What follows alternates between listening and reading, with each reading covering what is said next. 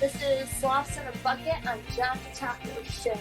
Hey, this is Monica from Theoterran. Hi, this is Randy Rose. Hey, this is Sergio Pollock from A Vespertine Rising, and you're listening to the Johnny Taco Show.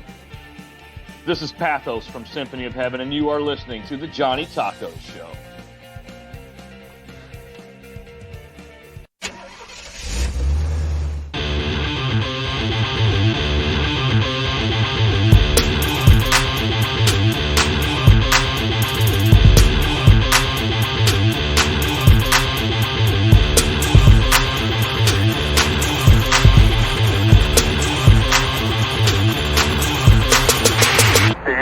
Landed.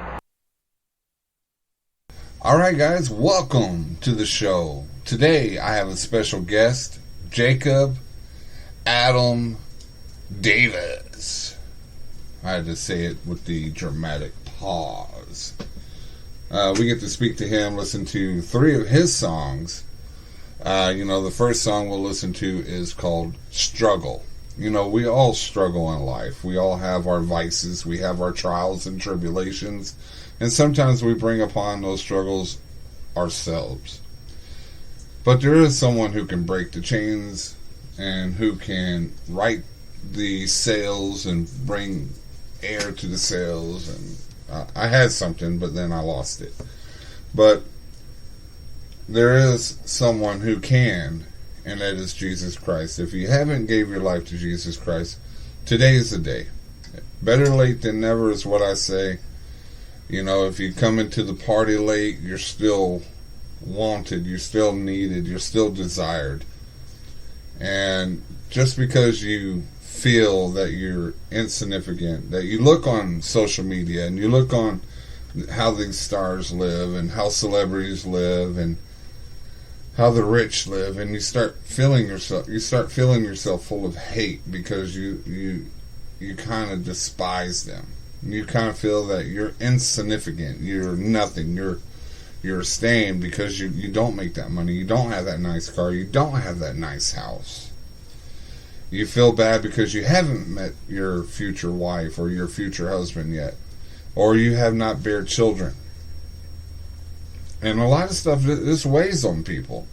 And we live in a society where people focus on the negative and forget about the positive. But I want to bring it back, church. I want to bring back the positivity. Because we all know where we're going at the end. All believers know that through Jesus Christ we will go to the kingdom and we will be at all in His presence. And there would be nothing but extreme joy and just excitement and love, and it's just going to be a place of healing because of all your elements, physical, mental, will be out the door when you reach those gates. But all you got to do is you got to believe, and you got to accept Jesus in your heart. You have to be saved in order to be free. So, guys, I hope that you hear this and it gives you the motivation to seek out God, because He is waiting for you. He's that father that just misses his children. And from a example, I'm a father. I have 6 kids. 4 of them are non-biological, 2 of them are biological. And each one are the same in my eyes. They're my children. I live through a life. I have a season right now where one of my children are not speaking to me. And it hurts. It hurts a lot. And there's nothing I can do about it but pray and rest and let God handle it. Because the more I try to work things my way, things don't ever take the place. But enough of me. Let's get into The Struggle by Jacob Adam Davis here on the Johnny Taco Show.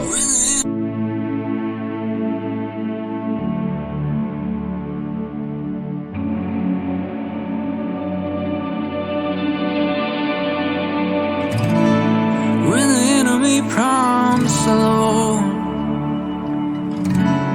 says we'll walk away when he's done. Drop to your knees and praise the King. He'll set right everything. The struggle only makes you stronger. And each exercise sets your eyes on the Father.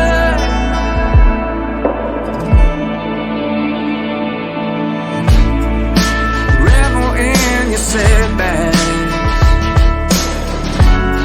They point us back on track. The furnace purifies your soul. But it's testing your resolve. Struggle only makes you stronger. And each exercise sets your eyes on the Father. Oh, praise Him through the fight. Oh, praise Him through the fight.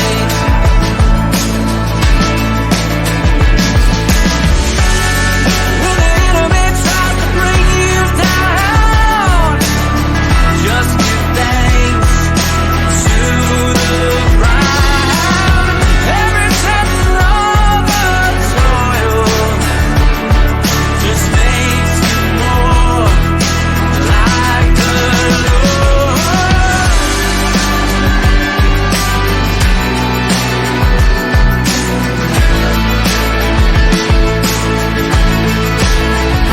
The struggle only makes you stronger. Each exercise sets your eyes on the Father. Praise Him through the fight. Praise Him through the fight.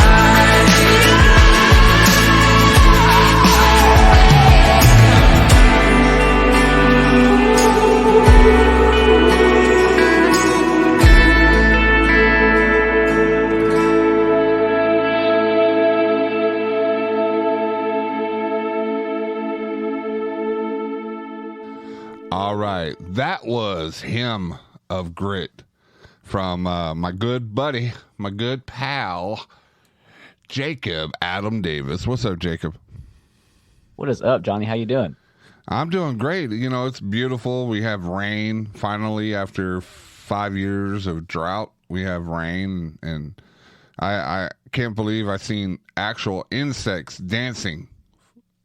Really? Yes, they were happy it was raining. And then it rained too much, and then I don't know what happened to them. Oh, no. It was Like the some flood. cicadas or something doing a dance? Yeah. You know, I felt like that for a while. I was like trying to plant, water the plants, but every time I hit the water hits the ground, it just disappears. So I just gave up. I gave it a good try. Oh no. So I think 90% of the crops because we want to be farmers and grow our own herbs and spices. Seven of them, to rival the Colonel. But I think only okra survived. Matter of fact, it is only okra, which I don't have a problem with okra. So, hey, win-win. I feel that. We also grow some in our backyard, and our year was weird. I had a bunch of tomatoes. They're called black crim tomatoes. They literally look black when they're fully grown, but they taste fine. And the tomatoes all died, And this watermelon, I planted a bunch of watermelon, all of them died, and then one came back to life and grew a giant watermelon. I was like, what is going on here? And that is the miracle of God. That's right. So, speaking of miracles, it's a miracle because I started listening to your music, and then I saw how you look on your pictures. I'm like, he looks like a metal guy. He looks like he's about to screamo at you, but then the music's just like old style, like grunge. So how did that? Because you said you earlier in our talks, you said you're a '90s kid, which you're right there at the expiration. So yeah. You grew up in that era of grunge, right? Yeah, I grew up into grunge, going into new metal. Was definitely a pop punk kid. My life's kind of interesting. It's a little different from most people. I'm a missionary kid. So I spent about 6 years in Germany, and in MK world, everything is 10 years behind. So I was there from, let's see, from '05 to '08, and then from the end of 2010 to 2013. So even though we were there in '08, it was really like '98. So, they're playing a bunch of like Blink-182 and Green Day, and they were playing Megadeth and Metallica, and it's but yeah, I love, to answer your question, I love hardcore, I love metalcore. I'm a math rock nerd, because I went to music college and learned jazz, and so math rock is just jazz with breakdowns. But yeah, love that stuff, and I also love the Americana stuff. So, yeah, I like blending the two together. So, well, you said you were in Germany, so you weren't living in the dirt and the grime. You weren't in Ethiopia or something doing missionary work. You were like the comfortable, the middle class missionaries, or not the middle class, the upper class missionaries living in those nice heathen places that need Jesus. Nice heathen. Well, yeah, kind of, yeah. I mean, we live pretty modestly, but relatively comfortably. Enough to, we have internet and, the normal commodities, but Germans would look at us and be like, those guys are kind of lowballing there. Yeah, Germany's an interesting place. Have you ever been to Europe, Johnny? No, I haven't had the chance or the desire. No, I'm just joking. I wanted to go because I do have German and ancestry. That's the word of the day. And Dutch. So me going across the pond, as the Brits say, going across the pond to see some of my roots, where my roots have started, it would be interesting. But am I really yearning to go there right now? Probably not. Not at the moment. Love it. So, hey, honesty is my best policy here. We agree on that for sure. I'm the same way. and sometimes the filter gets lost. So, but it's a clean filter, children. There is no cuss words. There is no rude or profanity in this show. Now, if I bang my finger with a hammer, then all bets are out the window. But that's far in between. Right. So being a missionary, is that where you learn music? Was being around a Christian environment? Yeah, absolutely. So my parents were, they still are, and I guess technically I am now. I've done a bunch of short-term work. But I grew up in this music arts ministry called Proclaim International. And what they do is they would take like thought provocative music from bands that could really play, and they would show up to streets and pubs and bars and play that music, and then share the gospel from the stage, or at least share. We'd love to tell you why we're here, you know. So I grew up being around these like guys that could play funk and blues and bossa nova and all this old timey stuff. And then I was also listening to like, you know, 3 Days Grace and, you know, As I Lay Dying in my bedroom. So I'm kind of musically confused, but it was all good stuff. So. It's a cornucopia of music. Yeah, essentially. Another word of the day, cornucopia. Today's brought to you by Webster's Dictionary. Webster's Dictionary. I need to write a song called Cornucopia. I don't know if I could sing like how I would sing that. Very, very precise and enunciate. You have to enunciate your music. Right.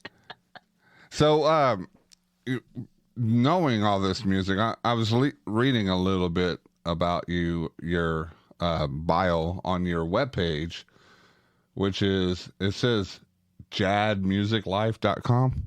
Yep. It's Jad. See, that would be a cool rock name. Oi, I'm Jad. I'm here to rock your faces off. But right. But you sing, play acoustic, electric guitar, mandolin, not Mandalorian for all you Star Wars fans. He's not the Mandalorian. Bass and piano. So you started at a young age, like a really young age. Was your family musically inclined? Because my family is musically declined. You know, they sing solo that nobody else can hear us. Okay. Well, I'm sure the dogs enjoy that. Hey, the dogs love it. You hear them howling away with us. There you go. In my immediate family, every person is a songwriter. So my dad, he grew up 80s, 90s, hair metal dude, ran a bunch of studios in the 90s. Probably the most pinnacle one for him was the Jam Room in Columbia, here in South Carolina. And there was a bunch of like East Bay punk and East Bay hardcore coming through. So he did all of the rap and punk guys, and he'd joke around saying, you know, rap and punk is what paid the bills and put bread on the table during that time. But yeah, I mean, growing up, everybody was writing a song, playing an instrument. We all got music lessons. My little sister now, I've got one that's a middle sister who's 25 and the other one's 13.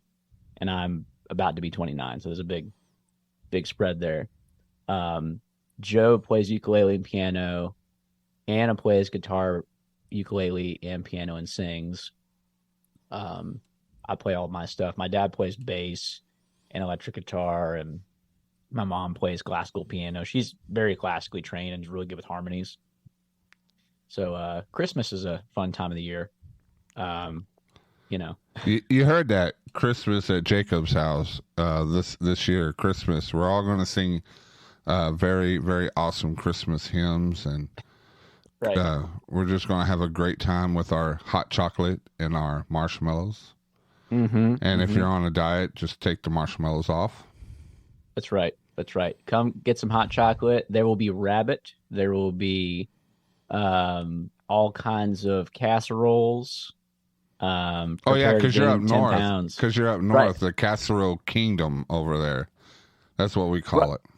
Right. I mean, we're from the South, but we got a whole bunch of that German. So it's interesting because when you come to our house, you're going to get the honey ham, you're going to get, you know, the mashed potatoes and the French fries and all that stuff you would expect, you know, mac and cheese and all that. But then there's like crap tons of casserole and pie and, you know. Hey, if you point me in the direction of the green bean casserole, you know, then you'll have a unwanted guest that lives there. So, you know, if you make a really good one, I will partake in the indulgence of the casseroles. We can do that. My mom's green bean casserole is fire. It's so good. You heard that. It's fire. It's not on fire like my mom did one year with her casserole. I don't want to talk about it. Why are you bringing this stuff up, Jacob? Jeez.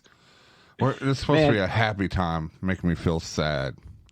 See, I love food. Food's a love language for me. That's where I get all my like, good ideas from writing songs is food. So it's, That, yeah, food language is mine. Plus, actual English language is my love language too. So, right. yes. Not so much German. I know a couple of words, but we can't say those couple words because this is a children's television show. Right. He's going to do ventriloquism here in a few moments. You get to see him in his sock puppet wearing his Ninja Turtle shirt, which brings me, we have a lot of similar interests. I love Ninja Turtles. I love growing up with them, the old school ones. Not so much, not the new movie. I'm not even going to get into it because then that'll be like a 2-hour talk about Ninja Turtles. And this is not Ninja Turtles, Johnny Taco's Ninja Turtles. This is Johnny Taco's origin stories. So let's go back into your childhood.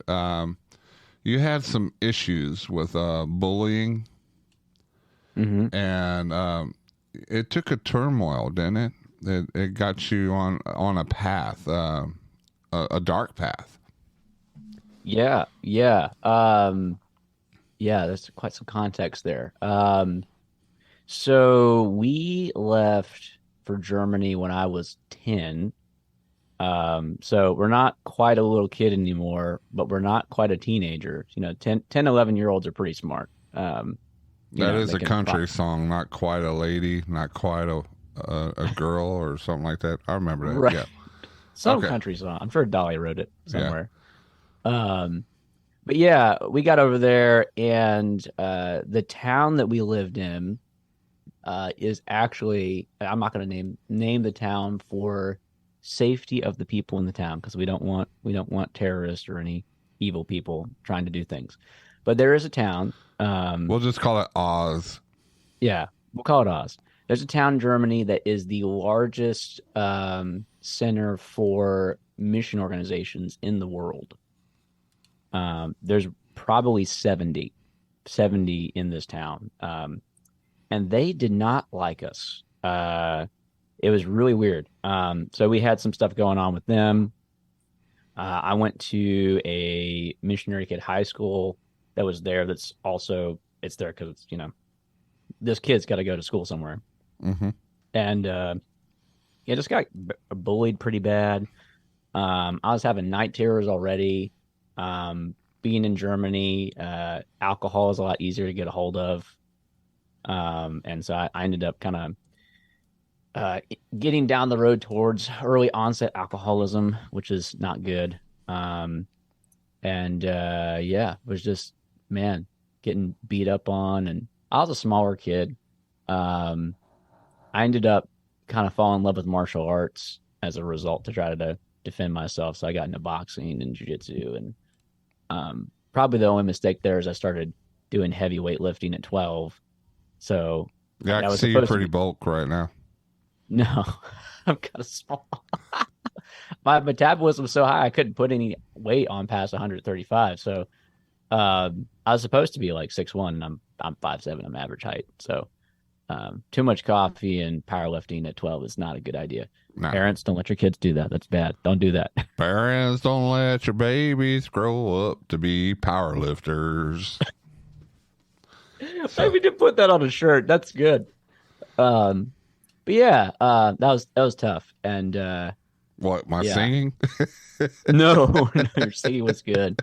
But yeah, it got really bad. I tried to kill myself, and God physically stopped me. I think I put that in the bio. Maybe it's there, maybe it's not. Well, keep going. You already opened up the can of worms. Oh, hey, if we're gonna talk about it, let's talk about it, right? Yeah, honesty, best policy. Right.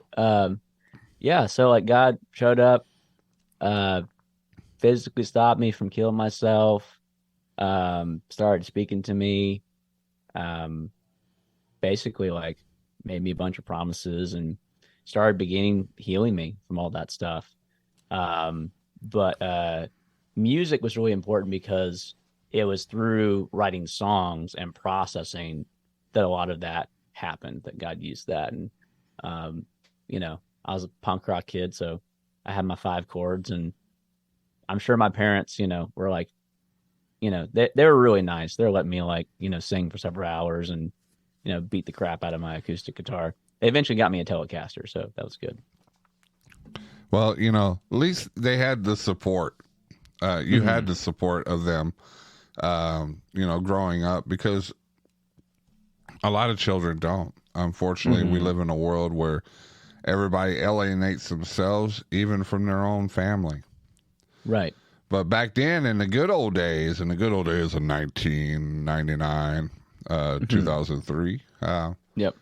you know, you had a loving family, you know, but you went down that, because every child, and I know this by experience, that every child that goes through a point of growth is going to have a part of what you've been through, what I've been through, with the alcoholism, you know, with the bullying.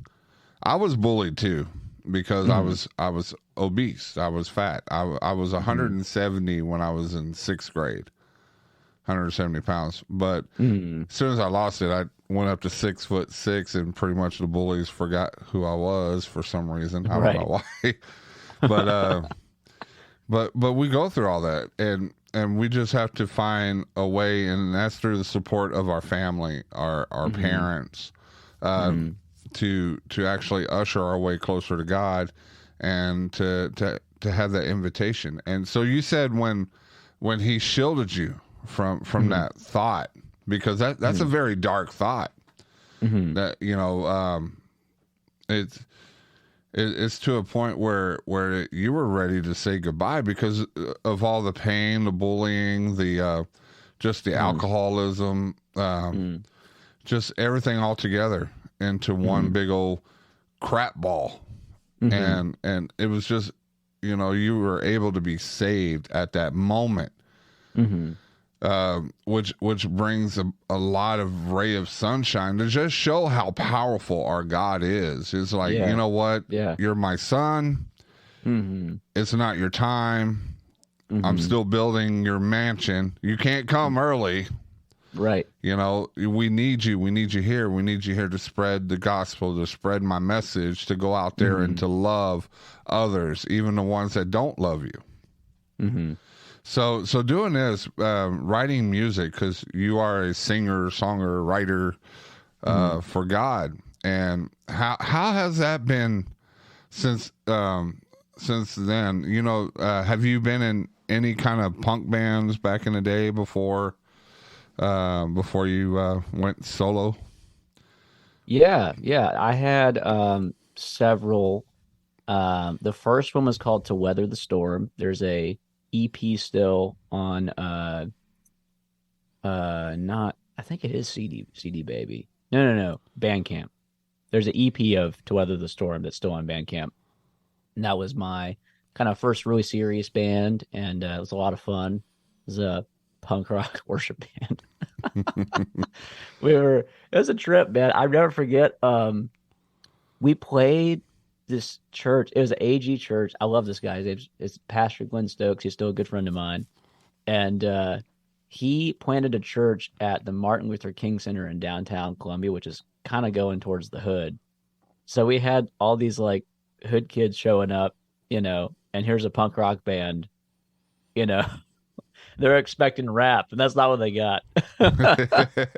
And, you know, there still is a lot of Christian punk bands. Peter 118, he's a good friend of mine from across the pond. You know, he's still doing it. He's out there just performing, and so many people are just moved by the way the whole punk genre can be used for God. Yeah. So yeah, it's a trip. You know, I know for me, I was always wondering, like, because we have all these like punk rock bands that are Christians, but they don't necessarily write worship music on a Sunday morning, right? A lot of them, like Testimony, like Reliant K was super big when I was a kid, and like you had, I think Dogwood was like predated them, and a whole bunch of other bands. But yeah, that's what I started writing out first, just like taking the Psalms and like deconstructing the Psalms and making them rhyme, and um, I'm over here trying to look for Weather the Storm right now. yeah, it's Isn't it two on weather. YouTube? It might be on YouTube. It's for sure on Bandcamp. It's To Weather the Storm, and there's the album art. It's a dude with a sword, and there's a lightning bolt striking the sword. It's my buddy Marcus did that artwork for me with his dad. Okay. Well, if you look for Weather the Storm, don't click on Dorothy Norwood.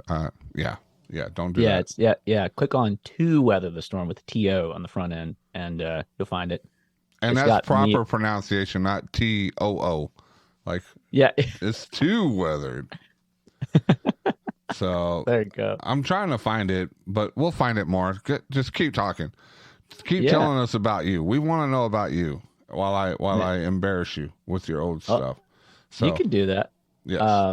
I'm actually really excited on the new record. I'm doing a 12-song record, and 2 of the songs are very much from my punk era. They are like, if you like old Jacob Davis stuff, you're gonna get that. So All right, keep going, because this is like I'm like an archaeologist.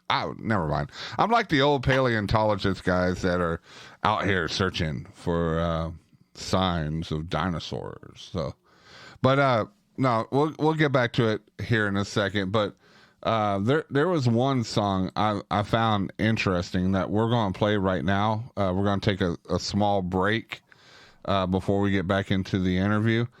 It's a song, I Am Empty. To me, I'm thinking that sounds familiar. It kind of sounds like the kind of a parable, the lady at the well. mm-hmm. So how did that song come around, and what inspired that song? Man, great story. I'm Empty cracks me up because I was in a house church in 2020, 2019, 2020, called Selah Memphis. And our pastor got a poem, and the poem was like the original version of the song. And he asked me, he said, "Hey, can you write a song to this?" And, I was like, looked through it and kind of looked at the lyrics and got a melody and the chords in about 30 minutes. And I sent it over to him, and he was like, "That's exactly what I heard. Please sing this next Sunday." I'm like, "Okay, awesome. Sure. Okay." So we sing it, and it becomes the anthem of the church. For me, I had a hard time with the song because I didn't connect with the first version of the lyrics. But it was interesting. One of our elders, after I sang it, he came up to me and he was like, "Man, I got a word from the Lord. I don't think you're going to like this word, but I'm pretty positive I need to share this with you. God's going to take you through a season where you live this song, where you're emptied of yourself." And that's what happened, man. Like, God kind of like, all my dreams kind of like crapped out. I was going to go, I'm sure you're probably familiar with Under the Radar. I know that's Kevin Max's group. Yeah. I was gonna go on tour with an artist from them. I had a bunch of shows lined up. I had a senior concert, an album, and then 2020 happened, and all that blew into 1,000 pieces. And I ended up, living in a tiny house and being an after-school music teacher, and then moving back here and to my hometown. I was living in Memphis at the time. Moved back to Columbia, and it was crazy. There was a record label, Madison Line Records, that really wanted a song from me. I'd sent them a bunch of songs, and it was like the deadline, the next day. And my dad was like, "You should send them that song." I'm like, "I don't want to send them that song," but okay. Send them the song. Immediately, they were like, "We want this song. Like, let's do it." And, I now listening to it, I can say I definitely lived, especially the verse 2, "You see all the days that the locust took from me, but where my fortune fades across roads in my journey." That's the lyrics that I connect with the most in this song. I'm like, yeah, no, I've lived that. I've seen God restore my life and kind of lead me through all the really hard stuff. So, and you know, I keep saying this because people are expecting huge miracles like water to wine and walk on the water. It seems like everything's about water, but you know, heal the sick, like completely, mend the broken leg, like miraculously. But people don't see the miracles that work over time. Like what God did for you to push you away from living a life of alcoholism. And when you worship alcohol, it's hard to get away. Right. Because it messes with your body chemistry, you know, it fuses with your DNA, your chromosomes, everything gets infused because you live on ethanol, on alcohol. And to get away from that, it is hard. It's hard, just like getting away from designer drugs, meth or anything like that. It's hard. Yeah. But people don't see that miracle where God takes them out of that addiction and puts them on the path of salvation. Hey, there's your lyric right there. So, but what we're going to do is we're going to take a small break. We're going to listen to I Am Empty here on the Johnny Taco Show. We'll be right back with more from Jad. Sounds good. I said jab like we're MMA. Probably because you're like you're well versed in your tomfoolery. All right, we'll be back. Here is I Am Empty.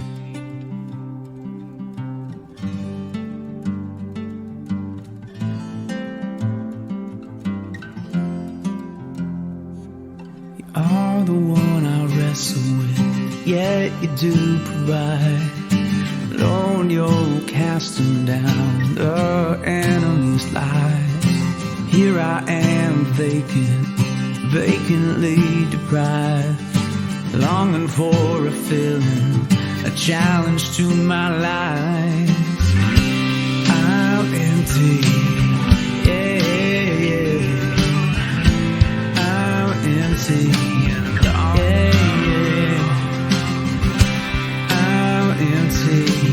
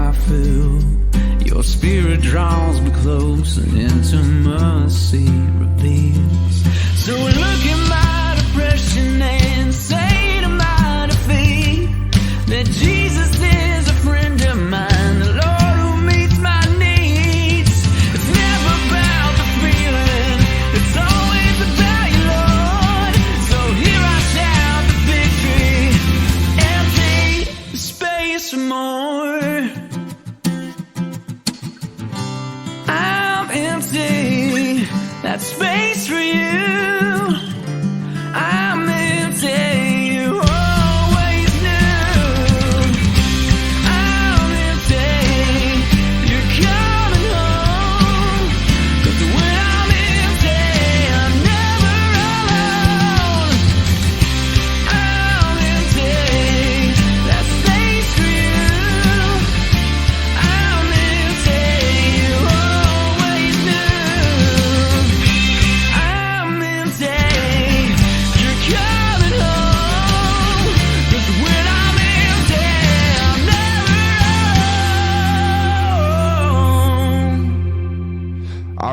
that was I Am Empty.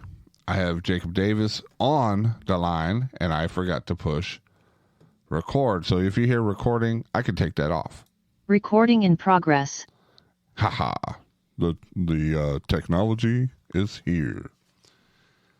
So, all right. So I Am Empty's here. You had elders come up to you about that song. So it radiates in your mind and said, well, God is really moving in me. So writing music, has it been easier when you gave your life to Christ? Yeah. I mean, I think for me, and this will help a lot of people, because I got saved really young as like a 5-year-old, but my relationship didn't really like form until I was 13.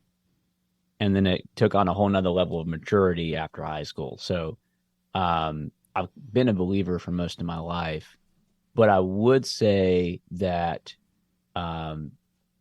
it's been essential for me writing music.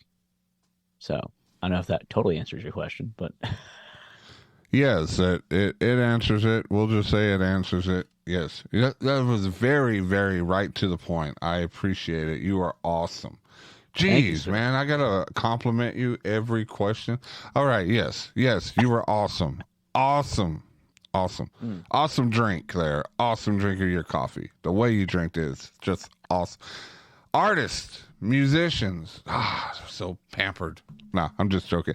But going through the music and just writing, I was just thinking of a parody of the Jesus Take the Wheel. Jesus, take my pen, write another song. I can't do this on my own. Okay, there we go. I scared off the rest of my followers and listeners. No, that's pretty cool. I like that. So maybe you can sing it better. We'll just have you written by Johnny Tacos, performed by Jad. There you go. He's Uber Jad. You know they have Uber Chad, Uber Jad. Yeah. So, that's funny. Yeah. Oh, go right ahead. Go ahead. I like funny. No, I saw some reels from WWE and MMA coming through this morning, and I just crack up with some of those jokes that those guys make. You know. The guys, to have a sense of humor and then like the next second you're just beating up on somebody, you have to it's a certain type of breed. Yeah. I used to watch MMA before MMA had all the rules, back when Patrick Smith was it horse the guys from Brazil, horse Gracie, the Gracies. And they actually didn't have rules like we have today, where you break a limb, you keep going. They were people fighting. It looked like they were in the Colosseum back in the Roman times. So yeah, it's pretty dreadful. But we're getting off topic. We're having ADD. I think we both forgot our ADD medicine today. Right. So, but we're talking about you. This is about Jacob. This is not about MMA extra. That's a Joe Rogan podcast. There you go. If I had Joe Rogan money, then we could talk about MMA. But I have Joe DiMaggio next door work Taco Bell money. So yeah, I'm a little bit on the end. But anyway, you need to put that on a t-shirt, man. That's good.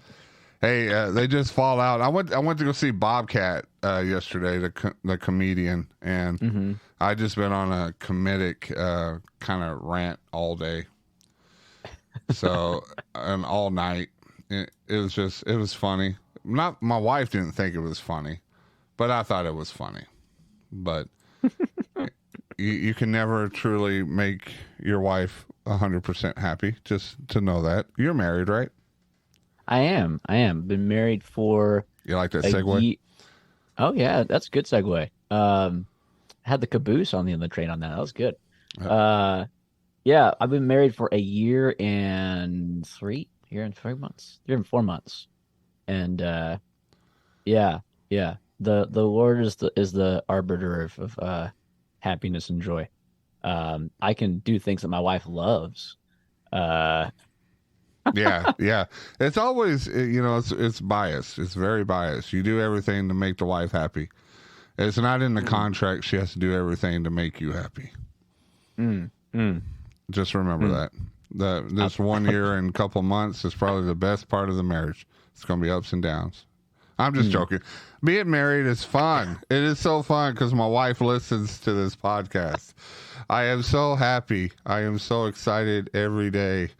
It's all puppies and rainbows. And chocolate. Don't forget chocolate. If you get your wife mad, give her chocolate. That is the old person's wise intellect. I'll take that. My wife, her chocolate, she really likes Twizzlers. She is a Twizzler fan, so she wants Twizzlers and flowers. So it's a licorice. Yeah, person. licorice all day long. Not the black licorice, right? Then we red. would have to commit her. Yes, no black right. licorice. Right. So Jacob, I'm sorry. I'll be over there. We'll lure her in with some Twizzlers. Yes. Oh God. That's hilarious. But your music is really awesome. It's kind of a breath of fresh air because there's so much music out there that's just reliant on pain and torment. There's no positive outlook onto it. There's pain in music, and Christian music talks about pain all the time. But there's always a happy, I wouldn't say happy, but a more positive ending because it shows who the great I am is. It shows God is the provider. He is the father. He is the master. He's the perfect just the perfect empowerment of what we should be towards each other. And that's what I believe your music is out there. It's pure positive. It's not like the secular music. And I'm not going to diss secular music because I love some of the bands. There's some music that I listened to back then that I try to listen to today, and I'm like, I'll just switch up the song because I don't feel comfortable. And that just shows your closer relationship with God, your maturity in your faith.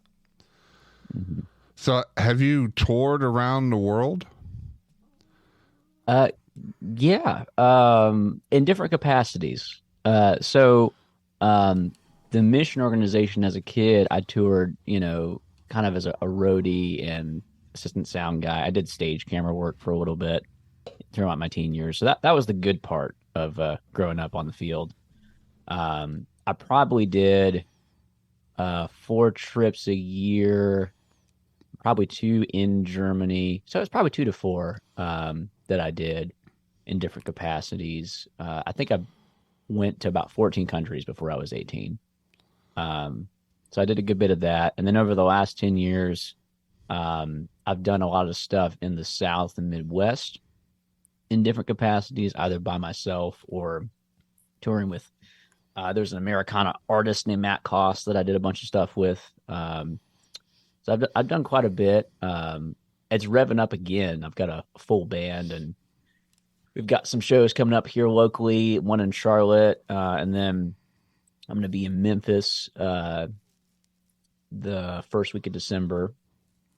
I recently got put in charge of a playlist for a bunch of local Memphis musicians. I'm going to be kind of promoting them, doing a little mini festival with them. So, and with that, have you been to the Dallas-Fort Worth area?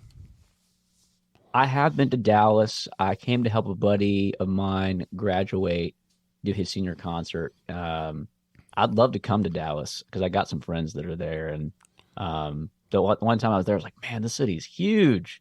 The city, it takes you like a whole hour to get through the whole city. And that's only the downtown part. You don't realize that Dallas is huge. It's people just see the downtown part, but they don't see the suburbs and everything else that surrounds it. And you can actually spend a couple of days getting to know from one side to the other. It's really a very artistic place if you see it. There's so many different cultures. There's so many different things to do in Dallas.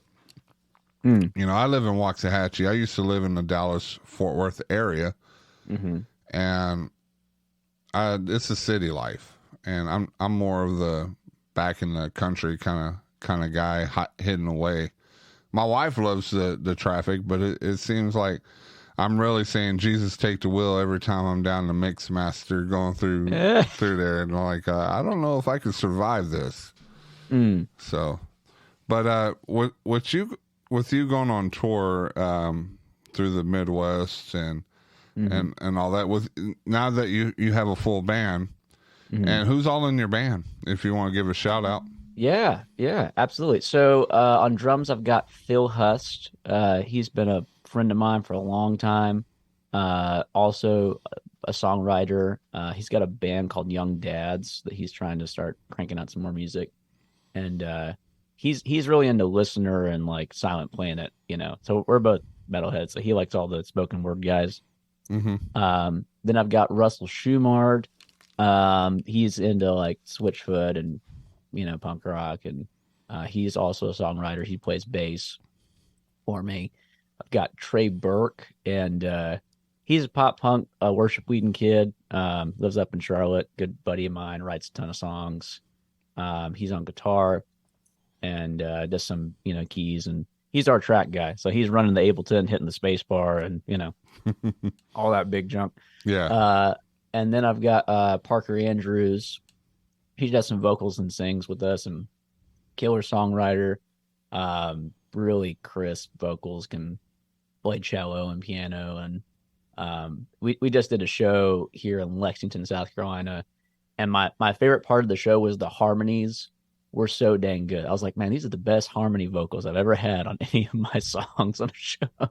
So I'm really fired up about it to finally have a group of amazing people that are great musicians and love Jesus and are the nicest people to hang with, which is, I'm sure you know that the hang is where it's at. If you can't hang, then, you know. Yeah, because the band has to be your family away from your blood, you know, because you have to have that chemistry. If you don't have that chemistry, you're just clocking in to work like I do Monday through Friday, just clock in and bang my head on the keyboard a couple of times. Yeah, I paint a very good picture of my work environment.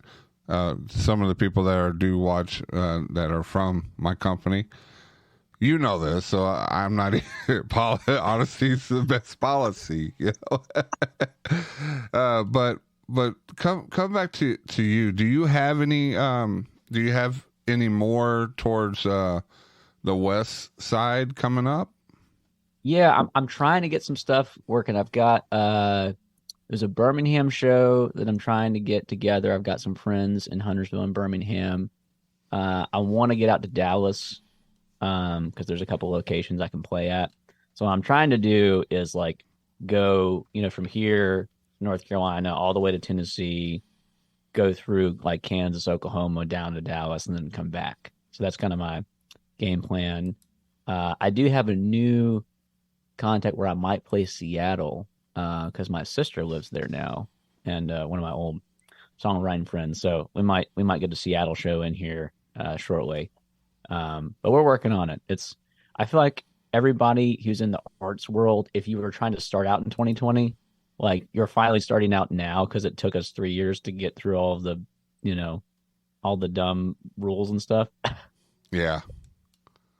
So, but yeah, that's where I'm at. Feel like I can finally like make those plans and, you know, take the guys out there. It's a different ball game now because we're staring down our 30s and we're like, oh crap, we have kids coming. Like my drummer's got his, you know, second kid coming in like 3 weeks. And so we'll like, well, not 3 weeks, sorry, November. So we'll play a show in November and then the baby comes like a week later. Hey, you know, and it's just awesome miracles, you know. They're tiny miracles. Tiny miracles.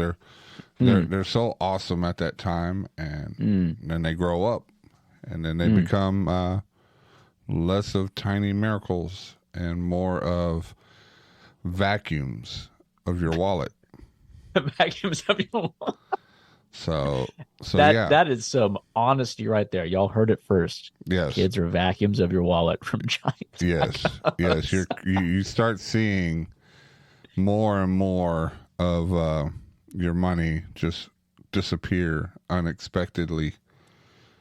But it's to me, I wouldn't trade it for anything. I have 6 kids. I wouldn't trade them for anything. Well, maybe a DeLorean so I can go back in time. But really, the kids really are there, and you just want them to be 2.0 of you. You know, you want what's the best. So in the end of all the heartache, the struggles, the pain in the butts, the late nights, the hospital visits, everything. And then when you see the fruits of your labor, when you see them excelling where you stopped, then it's all worth it. It's all worth it to see them grow into fine, outstanding individuals. And then you got a couple that just, you know, you don't talk about as much because they disappeared. I don't know. I can't talk about it. It's the prodigal son thing, man. The prodigal son thing. But are there any way they can help support you, like from merchandise? Do you have CDs for sale? Pictures? Because those pictures on your website, you know, those are very, very dramatic pictures. Like you looking like you have. You should give that to Excedrin. The one where you're like looking at the music book, it's like Excedrin for musical headaches. I feel that. Yeah. There's a couple different ways. So if you follow me on Spotify, my Cash App link is there. People can Cash App me directly. I've got some old merch that I'm trying to get rid of.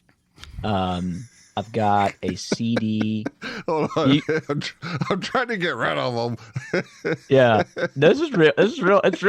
It's real life. This is what every band is out there like, you know, saying. I'm just being real. You know? I'm trying to throw away my merchandise.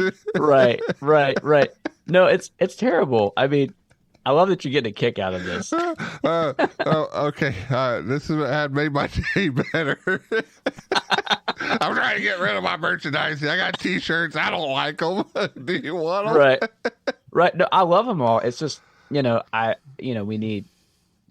in the space where I'm building, like, you know, what's the terminology? You're upgrading. Upgrading. Yes, we're upgrading. So like this week, I'm trying to get a photo shoot done to get all the photos, you know, up and coming. Who does your photos? Because these are like really, really awesome photos. I like the color schemes, the dramatic. I want somebody to send pictures of me. Maybe I look more profound and all that through there. Yeah. Yeah. No, I think her name's Hazel Photography on Instagram. I can send you her contact. She's awesome. But yeah, she's far away from me, so I could get some stuff done in Memphis. But I've got a guy doing some stuff for me here in town. We got some new merch coming out. I'm actually excited.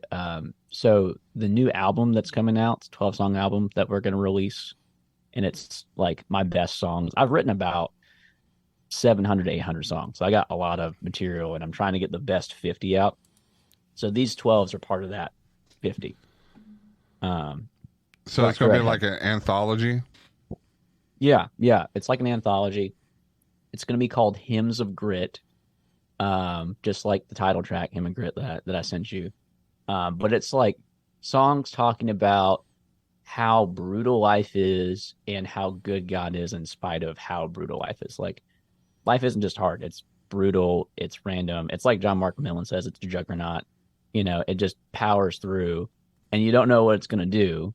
And I want to give people the hope of like, well, here's how God like walks us through the like ridiculousness of life, So that's what that album's going to be about. Really pumped for it. Got some cool collabs. There's some Americana. There's some punk rock. There's some really interesting like indie music. For Rich Mullins fans, there's a cover of My Deliverer on there. That's awesome. So that's going to be really sick. But yeah, I will put my merch on my Instagram story for people that can buy the old stuff. But I want to get t-shirts, coasters, and then I want to have like a custom book made with Hymn of Grit and gold like colors written on it for people, so they can write the stories of how God walked them through their grit, basically. Yeah, like a journal, like a testimony, and then you could be on the Johnny Tacos Taco Tuesday testimonials with your journal of testimony. There you go. Wow, see how I planted that in there? I'm bringing back Taco Tuesday testimonials. It's been a crazy year. So starting Christmas, we'll be back to doing that. It's awesome. I just love hearing testimonies, even music form or even just a verbal spoken word,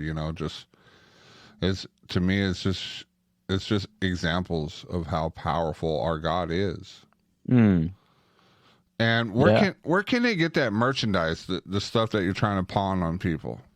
That's so good.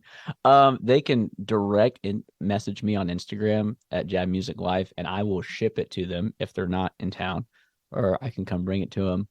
I've got buttons, an old CD. I have keychains, and I have some T-shirts that people can get, and trying to get all that stuff there because we're going to be cranking out some new stuff. And excited to get the new stuff out. Also, if people want songwriting lessons or music lessons, I do that. Got my BA in songwriting, and I'm working on my master's. So I love helping people and training people. So that's cool that you got your BA in songwriting. I got my BS in radio. Okay, cool. I like that. But we're getting close to the end, and you want to introduce the last song that we're having? Yeah. So Hymn of Grit, it's our last tune here, and this is the title track off the record. Wrote this a couple years ago. It's got me and my sister singing on it, which is really special for me. Anna is a killer songwriter and a killer vocalist, and I think this is her first time like being featured. So really excited for people to hear her voice and excited for the responses people have had. But this song is like an open invitation. Like, if your life's been tough, if you've been beat up, if you feel weak and broken and lost, this is a hymn for you. And it's musically, it's really interesting. It's got that, because I'm pretty inspired by the Charlotte Boys. My thing went full. Oh. We're still recording. I can piggyback off of that. It's all good. Okay, that means I have to cut this part out. Okay, now go back. Sorry. Yeah, no problem. So Hymn of Grit, musically, it's really interesting. It's got that Americana vibe because I'm really inspired by the Charlotte Boys, like John Mark Millen and Jude Moses, and Andy Squires. Those guys are really inspiring, but I love listening to their music. And I was like, man, I wish those guys would write heavy music, because they write this like Americana indie stuff. And so it takes what they wrote and that sound, and it adds, like, we've got baritone guitar. There's a bunch of diminished chords. There's a lot of syncopation. So I'm pretty fired up to see how people respond to the song. All right. Well, hey, thank you so much for being on the show. I'll be back with the closure. Here is Hymn of Grit off the title track of the CD, Hymn of Grit. Hymn of Grit. That's sound like I said Hymn of Grit. Hymn of Grit. All right. Well, again, before I let go, thank you so much, Jacob, for being on the show. It's awesome to meet you. I can't wait to hear new music coming from you. And, just if you're ever in Dallas, just look a brother up. We'll have some tacos and then just enjoy some fellowship. Yeah, let's do it, man. I'm here for it. I love tacos. All right, brother. All right, here's Hymn of Grit from Jacob, from Jad. So we'll just rock and roll here on the Johnny Taco Show. All right, that is the show. I want to thank my guests for giving out their testimony and listening to their awesome music. I want to give a shout out to all the new listeners that happen to stumble upon this podcast. Thank you. It is a Food Network special where you get to learn to make some awesome tacos. I hate to be the bearer of bad news, but this is not a cooking show. But the one thing I would love to tell you is that you do get edification. You do get fed by the word of God, Jesus Christ, through the testimonies of my guests and my constant babbling. I want to tell you that you did not come here by mistake, that God had a plan for you to listen to this show and possibly help you out. Just want to let you know you are not alone. There are people out here that are awesome people, that are Christians, that would love you no matter who you are. And just to let you know, you are a child of God, and God is wanting you back home, old prodigal son.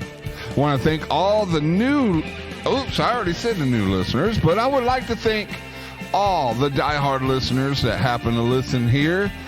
You are the Taco Supreme street taco group that I love and cherish. Without y'all here, I would be talking to the wall, and that would give ample ammunition to my wife to lock me up for good.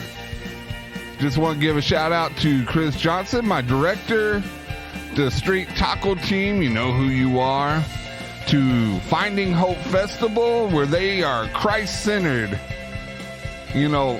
emotional and mental health through Christ-centered, and it's pretty awesome to listen to them and talk to them and be able to be a part of that group. I just want to give y'all a word of advice. When you feel like you're alone, when you feel like no one cares, when you feel like the only way is through your addiction, just remember, there was a perfect man that hit earth. There was a man of no faults, no flaws.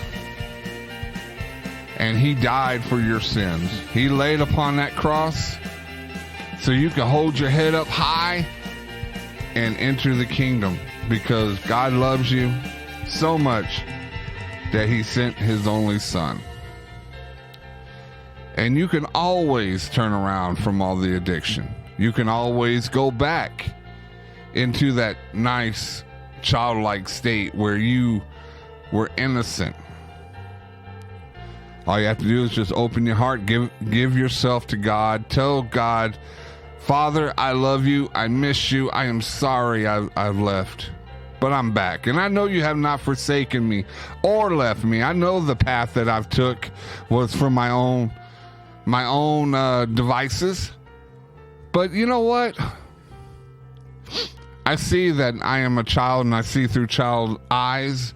And once I become right with God, I shall see through adult eyes, and I shall see my wrongdoings and cast them away and put them on your altar.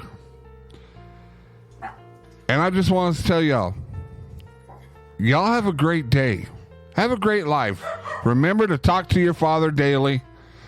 And don't have yourself a good day. No, good sir, good ma'am. Have yourself a great day. And as for the Johnny Taco Show, just to let you know, we love you, and we'll see you next time. Play that music, Chris. I said play